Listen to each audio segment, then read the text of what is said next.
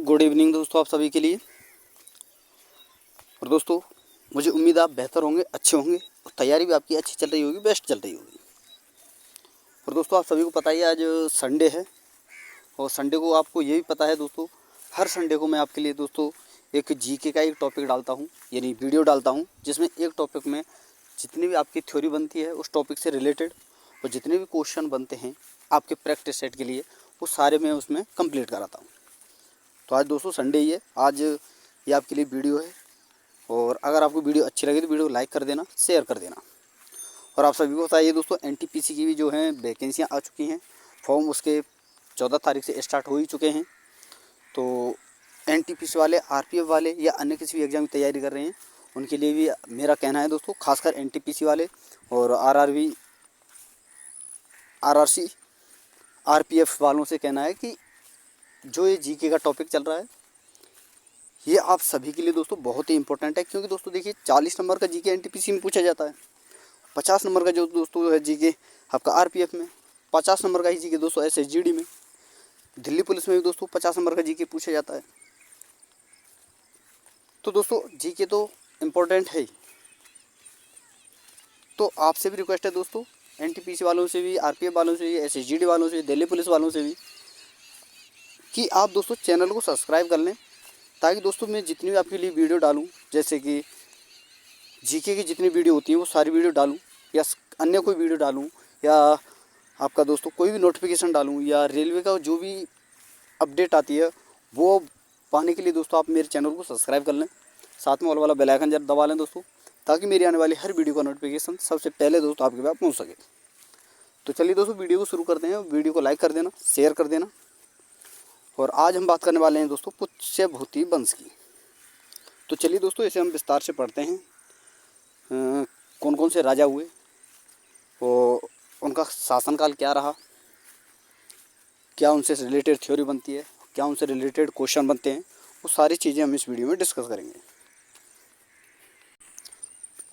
तो देखिए दोस्तों, सबसे पहले हम बात करते हैं जानकारी की, कि पुष्यभूति जो वंश है उसकी जानकारी हमें किस प्रकार प्राप्त होती है, कहाँ कहाँ से प्राप्त होती है, क्या क्या इसके स्रोत हैं। तो दोस्तों देखिए, हर्ष चरित्र जो है, जो बाणभट्ट की एक रचना है, इससे हमें दोस्तों पुष्यभूति वंश की जानकारी मिलती है। और आर्य मंजूश्री मूल कल्प से हमें दोस्तों जो है पुष्यभूति वंश की जानकारी मिलती है।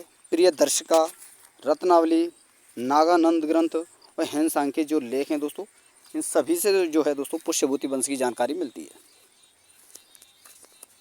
और दोस्तों वीडियो आपको पसंद आए ना, वीडियो को लाइक जरूर कर देना, शेयर कर देना। अब बात करते हैं दोस्तों पुष्यभूति वंश के जो शासक हुए थे उनके बारे में। तो देखिए दोस्तों, हालांकि शासक तो बहुत हुए हैं, ये जितने भी शासक हैं पुष्यभूति वंश से ही हैं। जैसे कि पहला तो पुष्यभूति ही है दोस्तों, दूसरा नरवर्धन, राज्यवर्धन, आदित्यवर्धन, प्रभाकरवर्धन, राज्यवर्धन द्वितीय और आपका हर्षवर्धन, ये आपके राजा हुए थे। लेकिन मैं इसमें जो आपके लिए पढ़ाने वाला हूँ, जो इम्पोर्टेंट जो शासक हैं, जैसे कि पुष्यभूति हुआ और आपका एक राज्यवर्धन हुआ, प्रभाकरवर्धन हुआ और आपका हर्षवर्धन हुआ, इन्हीं को पढ़ाने वाला हूँ। क्योंकि दोस्तों अन्य जो राजा हैं उनसे रिलेटेड कोई क्वेश्चन पूछा नहीं जाता है, खाली कार्यकाल पूछा जाता है, तो ये आपको कार्यकाल याद रखना है। तो चलिए दोस्तों वीडियो को देखते हैं आगे। और सबसे पहले हम बात करते हैं दोस्तों पुष्यभूति राजवंश की। तो पुष्यभूति जो राजवंश है दोस्तों, इस वंश का अन्य नाम क्या है दोस्तों, वर्धन वंश है। और गुप्त वंश के पतन के बाद जिन राज्यों का उदय हुआ था उनमें कौन कौन से राज्य थे दोस्तों आपका, उनमें थे दोस्तों आपके पुष्यभूति वंश, मैत्रक, परवर्ती गुप्त और गौड़ वंश थे। जो कि इनमें सबसे ज़्यादा जो प्रभावशाली थे वो थे दोस्तों पुष्यभूति, जिन्होंने दोस्तों एक अलग वंश की स्थापना की, जो पुष्यभूति राजवंश है। पुष्यभूति ने ही दोस्तों इस राजवंश की स्थापना की थी, जिसे दोस्तों हम पुष्यभूति या फिर दोस्तों वर्धन वंश के नाम से जानते हैं। तो इस वंश के प्रारंभिक राजा गुप्तों के शासकों के यहाँ सामंत थे, यानी जो ये पुष्यभूति हैं ये दोस्तों जो गुप्त शासक थे ना, उनके सामंत थे। और पुष्यभूति ने पुष्यभूति वंश या फिर दोस्तों आपका वर्धन वंश जो है, इसकी जो स्थापना की थी वो की थी दोस्तों आपकी 6ठी शताब्दी में पुष्यभूति ने, और जिसकी राजधानी थी दोस्तों थानेश्वर व कन्नौज। तो ये आपको खासकर याद रखने हैं दोस्तों, पूछे जाते हैं कि इस वंश की राजधानी क्या थी, तब क्या थी, और उस जो पुष्यभूति ने राजधानी किसे बनाया। तो इस प्रकार क्वेश्चन पूछे जाते हैं, आपको याद रखने हैं। आगे बात करते हैं दोस्तों, देखिए ये रहा आपका पुष्यभूति। तो दोस्तों यह इस वंश का संस्थापक था, पुष्यभूति वंश का पुष्यभूति ही संस्थापक था। राजधानी इसकी दोस्तों थानेश्वर थी, जो हरियाणा के कुरुक्षेत्र में पड़ती है। और उपाधियाँ जो इसने प्राप्त की थी वो थी दोस्तों हुण, हरिण केसरी, और सिंध राज ज्वर, और गुजर प्रजागर, और मालवा लक्ष्मी, लता परशु। तो दोस्तों देखिए जो ये पुष्यभूति हैं, ये इनकी कुछ उपाधियाँ जी जो इन्होंने धारण की थी। इनके बाद दोस्तों देखिए नरवर्धन भी आए, राज्यवर्धन प्रथम, आदित्यवर्धन। तो चलिए दोस्तों आगे देखते हैं कौन कौन से शासक जो है इंपॉर्टेंट है, जो जिन्हें मैं दोस्तों आपके लिए पढ़ाने वाला हूँ, समझाने वाला हूँ। और थ्योरी को आपको खासकर दोस्तों अच्छी तरह से समझना है, क्योंकि दोस्तों जो थ्योरी होती है, अगर आपकी थ्योरी जो कि आपकी थ्योरी कंप्लीट है, यानी आपका कॉन्सेप्ट जो है वो अगर अच्छा है ना, तो आप दोस्तों किसी भी एग्ज़ाम की जीके को क्वालिफाई कर सकते हो आसानी से। और मैं जो आपके लिए कंटेंट प्रोवाइड करा रहा हूँ, ये भी आपके लिए दोस्तों इतना इम्पोर्टेंट है कि दोस्तों मैंने किसी प्रकार की यहाँ पर कमी नहीं छोड़ी है। तो जो भी मैं आपके लिए कंटेंट प्रोवाइड कराऊँ वो दोस्तों बेहतर ही होता है। और तो आपसे रिक्वेस्ट है दोस्तों, ज़्यादा भी ना हो, देखिए छोटा सा काम करना है आपको, वीडियो को केवल उंगली रख के दोस्तों थोड़ा सा टच करना है, जो थंब वाला जो चिन्ह होता है उससे खाली टच करना है, यानी दोस्तों वीडियो को लाइक करना है। क्यों दोस्तों इतनी मेहनत लगती है वीडियो तैयार करने में, तो दोस्तों ज़्यादा भी ना करो, तो आप वीडियो को तो लाइक कर दिया करो, और कमेंट में प्यारा सा एक दोस्तों कमेंट कर दिया करो। तो चलिए दोस्तों आगे बात करते हैं हम प्रभाकर वर्धन, जिनका कार्यकाल था दोस्तों 580 से 604 ईस्वी, जिसके पिता थे दोस्तों आदित्यवर्धन, माता देवसेन गुप्ता यानी दोस्तों गुप्त रानी थी, और इस वंश की स्वतंत्रता का जन्मदाता इन्हें कहा जाता है। प्रभाकर वर्धन को वेरी वेरी इंपॉर्टेंट है दोस्तों, कई बार ये प्रश्न पूछा जा चुका है, तो आपको याद रखना है कि इस वंश का जो स्वतंत्रता का जन्मदाता है, यानी पुष्यभूति वंश के स्वतंत्रता का जो जन्मदाता है उसे किसी वो कौन है, तो प्रभाकर वर्धन। और इनकी उपाधि क्या थी दोस्तों, परम भट्टारक, महाराजा धीराज।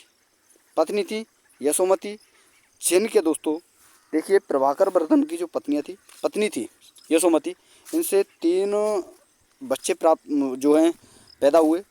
एक तो राज्यवर्धन, हर्षवर्धन और राजश्री, यानी दोस्तों ये तीनों ही जो बच्चे हैं, यानी राज्यवर्धन, हर्षवर्धन इनके बेटे थे दोस्तों प्रभाकर वर्धन के, और राजश्री जो थी दोस्तों ये इनकी पुत्री थी। तो प्रभाकर वर्धन ने क्या किया दोस्तों, अपनी पुत्री राजश्री का विवाह दोस्तों मौखरी वंश के अंतिम शासक दोस्तों ग्रहवर्मा के साथ किया था। यानी दोस्तों अपनी जो पुत्री थी राजश्री, उसकी शादी इन्होंने जो है मौखरी वंश के जो अंतिम शासक थे ग्रहवर्मा, उसके साथ की थी। तो ये था दोस्तों प्रभाकर वर्धन। तो चलिए दोस्तों आगे देखते हैं। ये क्वेश्चन जो मैंने बताया खाली उतना जितना पूछा जाता है उतना ही मैंने आपके लिए बताया है, ऐसा नहीं है बगरबाज की खिचड़ी पका दी दोस्तों। जिस चीज़ से हमें कोई मतलब ही नहीं, जो चीज़ पूछी नहीं जाती उससे मैं क्यों पढ़ाऊँ दोस्तों। देखिए आपका भी टाइम ख़राब होता है, मेरा भी टाइम ख़राब होता है, तो वही कंटेंट आपके लिए उपलब्ध कराया जाता है जो इम्पोर्टेंट होता है एग्जाम की दृष्टि से। अब बात करते हैं दोस्तों राज्यवर्धन की। तो इनका कार्यकाल था 604 से 606 ईस्वी, और यह दोस्तों प्रभाकर वर्धन का जो है बड़ा पुत्र था राज्यवर्धन। इसके काल में मालवा के शासक देवगुप्त व गौड़ शासक शशांक ने ग्रहवर्मा की हत्या कर दी, और राजश्री को बंदी बनाकर कारागार में डाल दिया था। और ग्रहवर्मा दोस्तों कन्नौज के शासक थे, ये आपको याद रखना है, इंपॉर्टेंट है बहुत ज़्यादा। और राज्यवर्धन ने मालवा शासक देवगुप्त को मार डाला था, परंतु कन्नौज के आते समय शशांक ने धोखा देकर राज्यवर्धन की हत्या की थी। और इसने क्या किया दोस्तों, शशांक ने शैव धर्म का ये अनुयायी था, और इसने दोस्तों बोधि वृक्ष जो होता है दोस्तों, जो बोधि वृक्ष जिसके नीचे दोस्तों भगवान बुद्ध ने ज्ञान की प्राप्ति की थी, उसे कटवा दिया था, क्योंकि दोस्तों ये शैव धर्म का अनुयायी था, बौद्ध धर्म को मानता ही नहीं था, इसीलिए ये था दोस्तों आपका राज्यवर्धन। अब सबसे इम्पोर्टेंट जो शासक आता है दोस्तों वो है आपका हर्षवर्धन, और वेरी वेरी इंपॉर्टेंट, बहुत ज़्यादा इंपॉर्टेंट है, आपको अच्छी तरह से इसकी थ्योरी को समझना है, देखना है। तो चलिए दोस्तों बात करते हैं अब हर्षवर्धन की, जिसका कार्यकाल दोस्तों 606 से 647 ईस्वी था। और हर्षवर्धन के बारे में जो जानकारी मिलती है दोस्तों वो मिलती है बाणभट्ट का हर्षचरित, एनसांग का यात्रा विवरण, और हर्ष की स्वयं की जो रचनाएं हैं उनसे। तो चलिए दोस्तों इसकी थ्योरी को देखते हैं, क्या थ्योरी है। तो देखिए हर्षवर्धन का दूसरा नाम है दोस्तों शिलादित्य। क्या है दोस्तों? शिलादित्य। और हर्ष ने महायान बौद्ध धर्म को संरक्षण प्रदान किया, यानी दोस्तों ये बौद्ध धर्म को मानता था। हर्षवर्धन शिव का उपासक भी था, यानी पहले देखिए दोस्तों जो शिव का जो ये बौद्ध धर्म को मानता था, इससे पहले ये दोस्तों शिव का एक उपासक था। तो देखिए दोस्तों हर्षवर्धन जो है शिव का उपासक था ही। तो ये क्या करता था दोस्तों, जब सैन्य अभियान पर निकलता था तो ये करता क्या था, रुद्र शिव की आराधना किया करता था। तो ये भी आपको याद रखना है कि आपसे पूछा जा सकता है कि जो हर्षवर्धन है बौद्ध धर्म के अलावा जो है किस धर्म को जो है मानता था, तो वो था दोस्तों आपका शैव धर्म। और हर्षवर्धन साहित्यकार भी था। तो इसने दोस्तों प्रियदर्शिका, रत्नावली और नागानंद इन तीनों की रचना की थी। और इसके जो दरबारी कवि थे दोस्तों हर्ष के बाणभट्ट, इन्होंने दोस्तों हर्षचरित, कादम्बरी और सुकनासोपदेश की जो है रचना की थी। ये जो तीन कृति थी, यानी तो ये पुस्तक थी, इनकी रचना की थी। किसने दोस्तों? बाणभट्ट ने। और इनके समय में जो हैंसांग आए थे उन्होंने दोस्तों सीयूकी की रचना की, जिसमें दोस्तों हर्षवर्धन के राज्य का वृत्तांत जो है उनका वर्णन किया था, उसके प्रशासन का, क्या क्या उसमें कर लगाए जाते थे, क्या शासनिक व्यवस्था थी, क्या धार्मिक जो हैं चीज़ें ये किया करता था, वो सारी चीज़ इसके बारे में लिखी थी। और हैंसांग को दोस्तों वर्तमान में शाक्यमुनि और यात्रियों का राजकुमार भी कहा जाता है। वेरी वेरी इंपॉर्टेंट है दोस्तों, बहुत ज़्यादा आपसे पूछा जाता है। तो चलिए दोस्तों और भी थ्योरी है, बहुत सारी थ्योरी है हर्षवर्धन के बारे में, जो कि सबसे इंपॉर्टेंट शासक है दोस्तों ये पुष्यभूति वंश का। तो इसमें यहाँ पर देखिए दोस्तों, मालवा के शासक देवगुप्त और गौड़ शासक शशांक ने हर्षवर्धन की हत्या करके कन्नौज पर अधिकार कर लिया था। और हर्षवर्धन ने शशांक को पराजित करके कन्नौज पर अधिकार करके उसे राजधानी बना लिया था। हर्षवर्धन को बांसखेड़ा और मधुबन अभिलेखों में परम महेश्वर कहा गया है। और हैंसांग के अनुसार हर्ष ने पड़ोसी राज्यों पर अपना अधिकार कर लिया था। और दक्षिण भारत के शिलालेखों में यह स्पष्ट होता है कि हर्ष संपूर्ण उत्तरी भारत का स्वामी था। अब बात करें दोस्तों, देखिए हर्षवर्धन को चालुक्य वंश के शासक पुलकेशिन द्वितीय ने नर्मदा नदी के युद्ध में पराजित किया था। और ये प्रश्न पूछा जाता है, इंपॉर्टेंट है दोस्तों। तो चलिए दोस्तों आगे देखते हैं कि हर्ष के समय जो प्रशासनिक व्यवस्था थी वो क्या थी, अब वो देखने वाले हैं।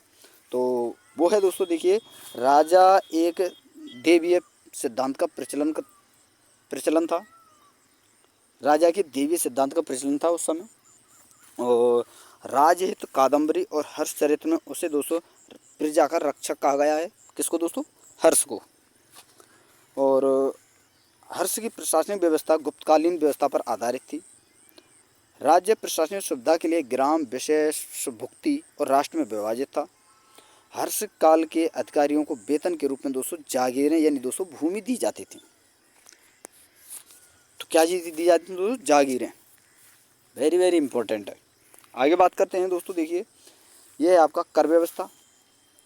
तो भाग जो है दोस्तों एक उपज का हिस्सा था जिस पर कर लिया जाता था। भोग जो है दोस्तों उपकर है, यानी फल फूल लकड़ी की जो लकड़ियाँ जो होती हैं इन पर कर लिया जाता था।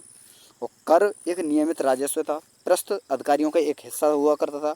और उद्रंग दोस्तों स्थायी कृषि पर लगने वाला एक कर था। क्या दोस्तों? उद्रंग। और उपरी कर एक अस्थायी कृषि पर लिया जाने वाला एक कर था। और आपको याद रखना है दोस्तों, पुष्यभूति काल में भूमि कर जो है आपका दोस्तों पैदावार का 1/6वां भाग लिया जाता था। आगे बात करते हैं दोस्तों, देखिए धार्मिक व्यवस्था क्या थी। तो ये दोस्तों वैष्णव धर्म इस युग का सबसे प्रमुख धर्म था, वैष्णव धर्म। इस युग में बुद्ध को विष्णु का अवतार माना जाने लगा। इस युग में धार्मिक संप्रदायों में शैव संप्रदाय अधिक प्रबल था। और इस काल में बौद्ध धर्म ने तांत्रिक प्रभाव के कारण महायान, वज्रयान आदि का रूप धारण कर लिया था। यानी दोस्तों इसी के समय दोस्तों जो है हर्षवर्धन के समय ही दोस्तों जो है आपका बौद्ध धर्म है वो महायान और वज्रयान इन 2 शाखाओं में विभाजित हुआ था। तो ये आपको याद रखना है, पूछा जा सकता है। और दक्षिण में शैव संप्रदाय के संतों को नैनार कहा जाने लगा। और मंदिरों में दान मंदिरों को दान में दी गई भूमि को देवदेय कहा जाता था और ब्राह्मणों को दान दी जाने वाली भूमि को अग्रहार कहा जाता था। ये सारी चीज़ें दोस्तों बहुत इंपॉर्टेंट है, आपको याद रखनी है। और बात करें दोस्तों सकलोतराप्तन सॉरी दोस्तों देखिए सकलोतराप्तनाथ हर्षवर्धन को कहा जाता था। कुंभ के मेले का जो शुभारंभ है दोस्तों वो हर्षवर्धन ने ही किया था। वेरी वेरी इंपॉर्टेंट है, आपसे बहुत ज़्यादा पूछा जाता है दोस्तों ये प्रश्न कि कुंभ के मेले का जो है प्रारंभ किसने किया, तो किसने किया दोस्तों, हर्षवर्धन ने। दक्षिण भारत में दोस्तों एरिपत्ती का अर्थ होता है जलाशय की भूमि। चीनी यात्री हेनसांग हर्षवर्धन का समकालीन था। हर्षवर्धन को द्वितीय अशोक भी कहा जाता है। हर्षवर्धन की मृत्यु के पश्चात दोस्तों जो है कन्नौज में यशोवर्मन का शासन हुआ था। तो ये कुछ थ्योरी थी दोस्तों जो मैंने आपके लिए बताई। तो थ्योरी अच्छी लगी हो तो दोस्तों वीडियो को लाइक कर देना, शेयर कर देना। अब तैयार हो जाइए दोस्तों, आपने जो भी आपने थ्योरी पढ़ी है उसमें आपने क्या सीखा, क्या आपने ध्यान में रखा, उसका अब आपको जो है दोस्तों समझना है। और इन क्वेश्चन जितने मैं क्वेश्चन आपके लिए कराने वाला हूँ उनका आंसर आपको देना है और आपको बताना है कमेंट में कि आपने कितने प्रश्न सही किए, कितने नहीं किए। और दोस्तों मैं आपको बता दूं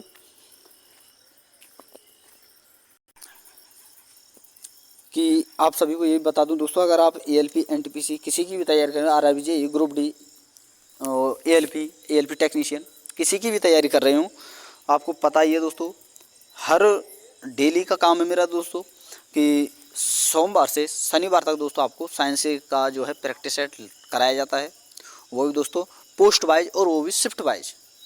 तो इस प्रकार दोस्तों मैं ALP की सारी शिफ्टें करा चुका हूँ, RRB JEE की शिफ्टें चल रही हैं। और इसके बाद दोस्तों देखिए मैं जो है आपके लिए NTPC की भी शिफ्टें लेकर आने वाला हूँ। तो जो बच्चे चाहते हैं कि तैयारी बेहतर हो, उनका कंटेंट अच्छा प्राप्त हो, उनकी तैयारी बेहतर हो सके, तो दोस्तों आपसे रिक्वेस्ट है कि चैनल को सब्सक्राइब कर लें, साथ में ऑल वाला बेल आइकन जरूर दबा लें ताकि दोस्तों मेरी आने वाली हर वीडियो का नोटिफिकेशन सबसे पहले दोस्तों आपके पास पहुंच सके। तो चलिए दोस्तों अब एक एक करके सारे क्वेश्चनों को हम देखते हैं और आपको कमेंट में इनका आंसर बताना है और बताना है कि आपने कितने प्रश्न सही किए। तो चलिए दोस्तों वीडियो शुरू करते हैं। और फर्स्ट प्रश्न आपसे पूछा गया है कि पुष्यभूति वंश के संस्थापक कौन था। तो कौन था दोस्तों, पुष्यभूति। ऑप्शन नंबर बी इसका सही आंसर होगा। अगला प्रश्न है प्रश्न नंबर 14, पुष्यभूति की राजधानी क्या थी। तो क्या थी दोस्तों, थानेश्वर। ऑप्शन नंबर डी इसका सही आंसर होगा। अगला प्रश्न है प्रश्न नंबर 15 और यहाँ आपसे पूछा गया है पुष्यभूति वंश की स्वतंत्रता का जन्मदाता और प्रथम प्रभावशाली शासक कौन था। तो कौन था दोस्तों, Prabhakar Vardhan. Option number D इसका सही आंसर होगा। अगला प्रश्न है प्रश्न नंबर 16, यहाँ आपसे पूछा गया है शशांक किस धर्म का अनुयायी था। तो दोस्तों शशांक जो है शैव धर्म का अनुयायी था। ऑप्शन नंबर ए इसका सही आंसर होगा। अगला प्रश्न है प्रश्न नंबर 17, शशांक ने किस वृक्ष को कटवा दिया था। तो किसको कटवाया दोस्तों, बोधि वृक्ष को। ऑप्शन नंबर ए इसका सही आंसर होगा। अगला प्रश्न है प्रश्न नंबर 18, यहाँ आपसे पूछा गया है शशांक किस क्षेत्र का शासक था। तो शशांक जो है दोस्तों देखिए ये कन्नौज का शासक था। ऑप्शन नंबर बी इसका सही आंसर होगा। अगला प्रश्न यहाँ पर आपसे पूछा गया है कि हर्षवर्धन थानेश्वरी गद्दी पर कब और कितने वर्ष की आयु में बैठा था। तो देखिए दोस्तों जो हर्षवर्धन है वो आपका 706 ईस्वी में 15 वर्ष की आयु में जो है दोस्तों थानेश्वर की गद्दी पर बैठा था, ये आपको याद रखना है। अगला प्रश्न है और यहाँ पर आपसे पूछा गया है कि हर्षवर्धन को किस अन्य नाम से भी जाना जाता है। तो हर्षवर्धन को दोस्तों देखिए जो है दोस्तों शिलादित्य के नाम से भी जाना जाता है। ऑप्शन नंबर बी इसका सही आंसर होगा। अगला प्रश्न है प्रश्न नंबर 21, किस शासक ने शशांक को पराजित करके कन्नौज पर अधिकार कर लिया। तो किसने किया दोस्तों, ये किया था दोस्तों आपका हर्षवर्धन ने। ऑप्शन नंबर ए इसका सही आंसर होगा। अगला प्रश्न है प्रश्न नंबर 22, हर्षवर्धन ने किस क्षेत्र को अपनी राजधानी बनाया। तो किसको बनाया दोस्तों, कन्नौज। ऑप्शन नंबर बी इसका सही आंसर होगा। अगला प्रश्न है प्रश्न नंबर 23, यहाँ आपसे पूछा गया है कि हर्षवर्धन और पुलकेशिन द्वितीय के बीच किस नदी के तट पर युद्ध हुआ था। तो किस नदी के तट पर दोस्तों, नर्मदा नदी के तट पर। ऑप्शन नंबर बी इसका सही आंसर होगा। अगला प्रश्न है प्रश्न नंबर 24, हर्षवर्धन और पुलकेशिन द्वितीय के युद्ध का निर्णय क्या निकला था? तो देखिए दोस्तों, इसमें जो है पुलकेशिन द्वितीय विजयी हुआ था। ऑप्शन नंबर बी इसका सही आंसर होगा। अगला प्रश्न है प्रश्न नंबर 25, और यहाँ पर आपसे पूछा गया है, सॉरी दोस्तों, प्रश्न नंबर 13, यहाँ पर आपसे पूछा गया है चीनी यात्री हेनसांग किसके शासनकाल में भारत आया था? तो किसके शासनकाल में दोस्तों? हर्षवर्धन के। ऑप्शन नंबर ए इसका सही आंसर होगा। अगला प्रश्न है प्रश्न नंबर 26, हर्षवर्धन के शासनकाल के समय कौन सा महायान बौद्ध धर्म की शिक्षा का प्रमुख केंद्र था? तो कौन था दोस्तों? नालंदा महाविहार। ऑप्शन नंबर ए इसका सही आंसर होगा। अगला प्रश्न है प्रश्न नंबर 27, और आपसे पूछा गया है हर्षवर्धन के दरबारी कवि कौन थे? तो कौन थे दोस्तों? बाणभट्ट। ऑप्शन नंबर बी इसका सही आंसर होगा। अगला प्रश्न है प्रश्न नंबर 28, और आपसे पूछा गया है हर्षचरित और कादम्बरी की रचना किसने की? तो किसने की दोस्तों? बाणभट्ट ने। ऑप्शन नंबर बी इसका सही आंसर होगा। अगला प्रश्न है प्रश्न नंबर 29, प्रियदर्शका, रत्नावली, नागानंद नामक 3 संस्कृत नाटक ग्रंथों की रचना किसने की थी? तो किसने की दोस्तों? हर्षवर्धन ने। ऑप्शन नंबर ए इसका सही आंसर होगा। और दोस्तों अंतिम प्रश्न है इसी वीडियो का कि भारत का अंतिम मुगल सम्राट किसे कहा गया? तो दोस्तों इसका आंसर आपको कमेंट बॉक्स में बताना है। तो दोस्तों वीडियो आपको कैसी लगी? HW क्वेश्चन है ये आपका।